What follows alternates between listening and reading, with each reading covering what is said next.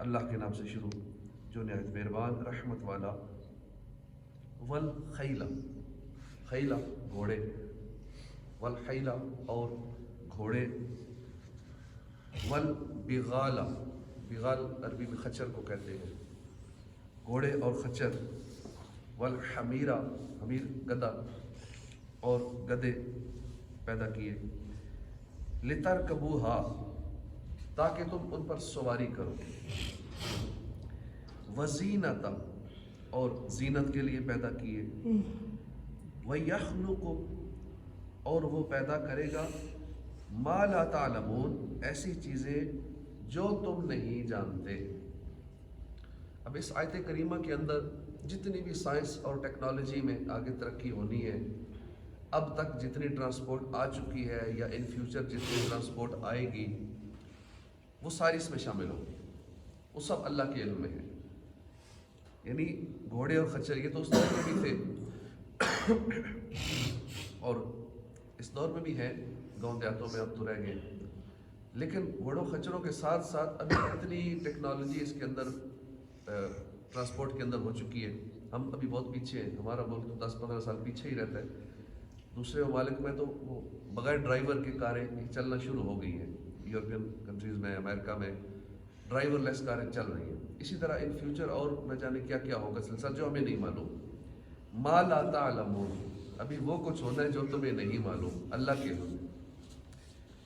مزید ابھی ایسی چیزیں پیدا کرے گا، یہ اللہ پاک نے آیت کریمہ فرما دی. ابھی ایسی چیزیں اور بھی ان خچروں گھوڑوں کے علاوہ اور بھی چیزیں پیدا کرے گا جس کا تمہیں علم نہیں ہے ابھی، اور آگے آگے چل کے علم ہوگا کہ کیا کیا پیدا ہوگی.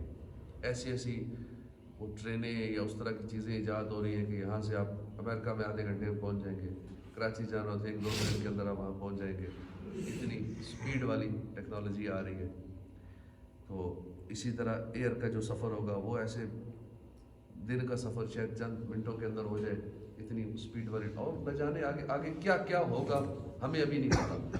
آج سے 50 سال بعد کیا ہوگا، 100 سال بعد کیا ہوگا، شاید ہم تو کوئی بھی نہیں ہوگا ہم میں سے 100 سال بعد، ہڈیاں بھی بکھر چکی ہوگی. لیکن جو اس وقت جو نئی نسل ہوگی نا، وہ جو ٹیکنالوجی دیکھے گی، اگر کوئی بندہ پرانے دور کا اگر آ کے دیکھے اس نظام کو تو وہ حیران پریشان ہو جائے بھئی یہ ہو کیا رہا ہے. 100 سال پیچھے کا بندہ اگر ابھی کی ٹیکنالوجی دیکھے، جیسے بلب جل رہے ہیں اور ایک بٹن آن کرے تو نہ جانے کتنے سینکڑوں بلب جل پڑتے ہیں.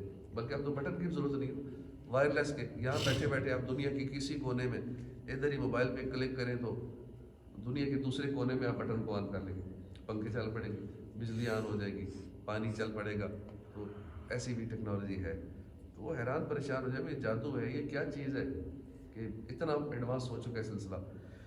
تو اسی طرح ہمارے بعد اتنا ایڈوانس ہوگا، بلکہ آج سے 10 سال بعد جو ٹیکنالوجی آنی ہے ہم اس سے حیران پریشان ہوں گے. وہ ہمارے بچوں کو ہی پتہ ہوگا، ہمیں کوئی سمجھ لگی بھئی ہو کیا رہا ہے، کر کیا رہے ہیں. جیسے ابھی بھی اس ایج کے جو 40-50-60 سال کے لوگ ہیں، ان کو یہ جدید سسٹم جو ابھی ہمارے بچے یا نوجوان سمجھتے ہیں وہ ہمیں نہیں پتہ لگتا کہ کیا کیا ہے. وہ انہی بچوں کو پتہ ہے، ہم سے زیادہ تیز ہیں. تو ابھی وَيَخْلُقُ اور وہ پیدا کرے گا، مَا لَا تَعْلَمُونَ جو تم ابھی نہیں جانتے.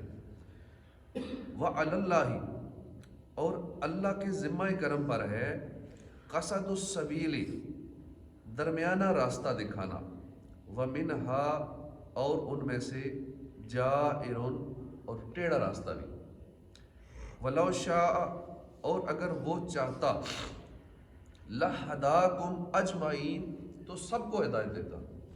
اللہ چاہتا تو سب کو ہدایت دیتا، لیکن ایسا نہیں، بے ہدایتیں بھی ہیں، ہدایت والے بھی ہیں.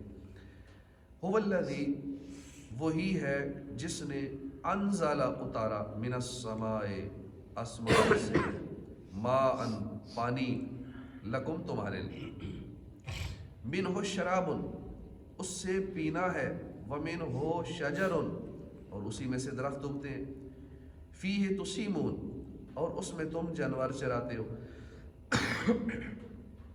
ینبت وہ اگاتا ہے، لکم تمہارے لیے، بھی اس پانی سے، الزرع کھیتی، والزیتون اور زیتون، والنخیل کھجور، والعناب انگور، ومن کل الثمرات اور تمام پھلوں سے، ان بے شک فی ذالک اس میں لآیتن ضرور نشانی ہے، لقوم یتفکرون ان لوگوں کے لیے نشانی ہے جو غور و فکر کرنے والے ہیں، جو غور و فکر کرتے ہیں ان لوگوں کے لیے ان ساری چیزوں میں نشانیاں ہیں۔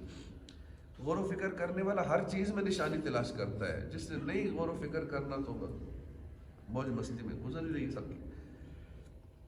ترجمہ کنز العرفان، اس نے گھوڑے بنائے، خچر بنائے، گدھے پیدا کیے تاکہ ان پر سواری کرو، اور یہ تمہارے لیے زینت ہے، اور ابھی مزید ایسی چیزیں پیدا کرے گا جو تم نہیں جانتے۔ یعنی اللہ نے گھوڑے، خچر اور گدھے بھی تمہارے نفع کے لیے پیدا کیے تاکہ ان پر سواری کرو، اور ان میں تمہاری سواری، دیگر جو فوائد ہیں ان کے ساتھ ساتھ یہ تمہارے لیے زینت ہیں۔ علماء فرماتے ہیں کہ ہمیں اونٹ، گائے، بکری، گھوڑا، خچر وغیرہ جانوروں کا مالک بنا دینا، انہیں ہمارے لیے نرم کر دینا، ان جانوروں کو اپنا تابع کرنا اور ان سے نفع اٹھانا ہمارے لیے مباح کر دینا، یہ اللہ کی رحمت ہے۔ ورنہ ایک گدھا یا گائے یا یہ بکری ہمارے ساتھ سیدھی ہو جائے تو وقت ڈال کے رکھ دے، لیکن اللہ نے ان کو ہمارے تابع کر دیا، ہم جو کہتے ہیں مان جاتے ہیں، جدھر لے جائیں نکیل ڈال کے جہاں چاہیں گھمائیں پھرائیں۔ گدھا ہم سے زیادہ طاقت اٹھاتا ہے، زیادہ طاقتور ہے، لیکن اللہ نے ہمارے تابع کر دیا۔ وَيَخْلُقُ مَا لَا تَعْلَمُونَ، اور مزید ایسی چیزیں پیدا کرے گا جو تم نہیں جانتے۔ یعنی جانوروں کی جو اقسام تمہارے سامنے بیان کی گئی، ان کے علاوہ ابھی عجیب و غریب قسم کی چیزیں ابھی اللہ پیدا کرے گا جن کی حقیقت اور پیدائش کی کیفیت تم نہیں جانتے۔ اس میں وہ تمام چیزیں آ گئیں جو آدمی کے فائدے، راحت و آرام اور آسائش کے کام آتی ہیں، اور وہ اس وقت تک موجود نہیں ہوئی تھی، لیکن اللہ کو آئندہ کا پتہ ہے، آئندہ پیدا کرنا منظور تھا، جیسے کہ بحری جہاز وغیرہ، ریل گاڑیاں، کاریں، بسیں، ہوائی جہاز، اور اس طرح کی ہزاروں لاکھوں سائنسی ایجادات، اور ابھی آئندہ زمانے میں نہ جانے کیا کیا ایجاد ہوگا، لیکن جو بھی ایجاد ہوگا وہ سارا کچھ اس آیت کے اندر داخل ہے۔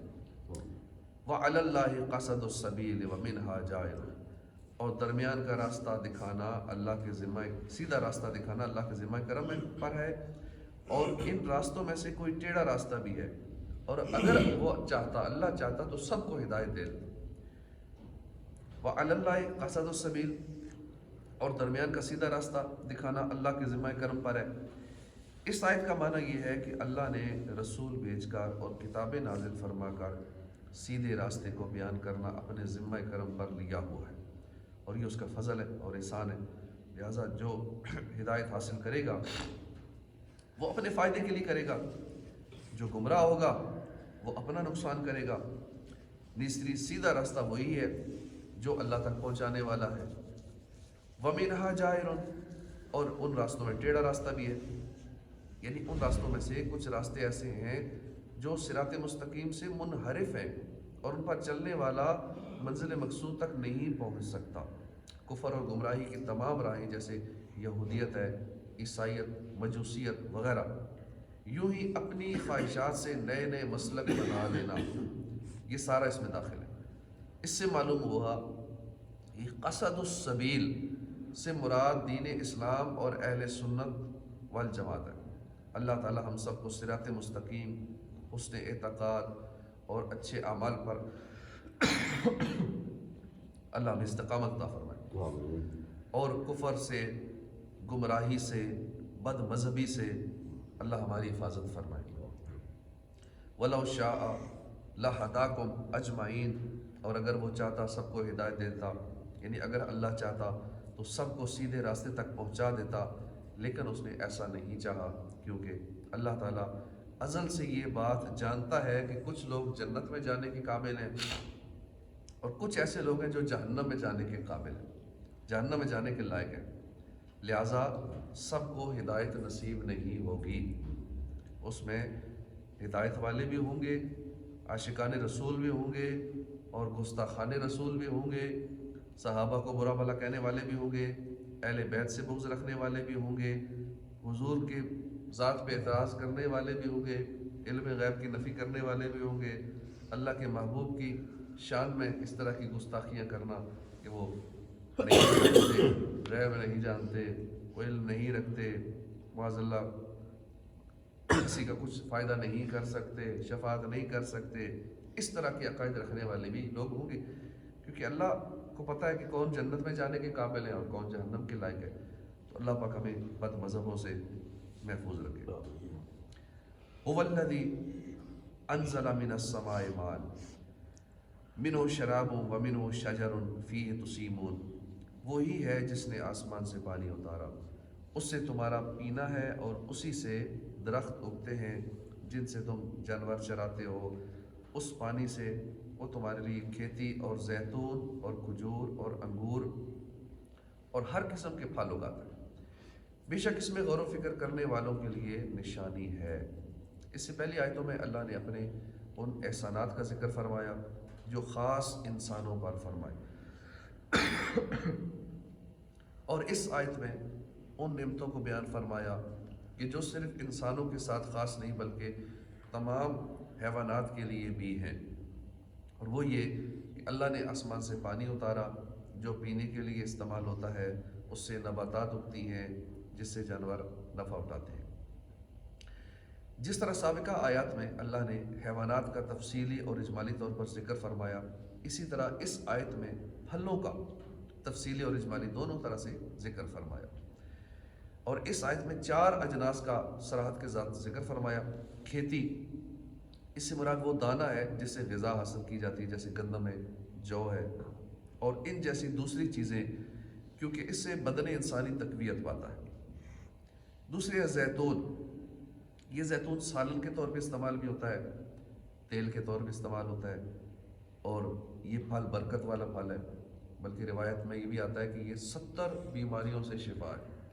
زیتون یہ جنتی پھل ہے، والتین والزیتون، وہاں بھی اس کا ذکر ہے، اور اس آیت کے اندر بھی اس کا ذکر ہے زیتون کا، تو یہ برکت والا پھل ہے، لیکن برکت والا تیل بھی ہے، پھل بھی ہے، اس کے جو چیز اس سے بنا لیں، لیکن ہو خالص۔ اگر ملاوٹ والا کیمیکل والا کھاتے رہیں اور فائدہ نہ الٹا نقصان ہو جائے تو بندہ کہے زیتون ایسا تھا، زیتون ایسا نہیں ہے۔ زیتون برکت ہی والا ہے، زیتون سے 70 بیماریوں میں شفا ہے، اور اس میں فائدہ ہی فائدہ ہے، برکت ہی برکت ہے۔ تو اس لیے زیتون آج کل تو بہت مہنگا ہے، عام غریب آدمی تو استعمال نہیں کر سکتا، لیکن سنت سمجھ کے جتنا ہو سکے کبھی کبھی یہ استعمال کرنا چاہیے۔ اسی طرح کھجور، اس پھل میں غذائیت ہے اور یہ میوہ ہے۔ انگور، یہ غذائیت اور میوہ ہونے میں کھجور کی طرح ہے۔ اس کے بعد فرمایا وَمِن كُلِّ الثَّمَرَاتِ، تمام پھلوں کا اجمالی طور پر ذکر کر دیا تاکہ لوگ اللہ کی عظیم قدرت اور مخلوق پر اس کے انعامات سے آگاہ ہوں۔ إِنَّ فِي ذَلِكَ لَآيَةً لِقَوْمٍ يَتَفَكَّرُونَ، بے شک اس میں غور و فکر کرنے والوں کے لیے نشانیاں ہیں، یعنی پانی نازل کرنے اور اس طرح اس سے طرح طرح کے اجناس پیدا کرنے میں ان لوگوں کے لیے اللہ کے کمال علم، قدرت، حکمت اور صرف اسی کے معبود ہونے پر دلالت کرنے والی بڑی بڑی نشانیاں جو اس کی صنعتوں میں غور و فکر کر کے ایمان قبول کر لیتے ہیں۔ صدق اللہ العظیم۔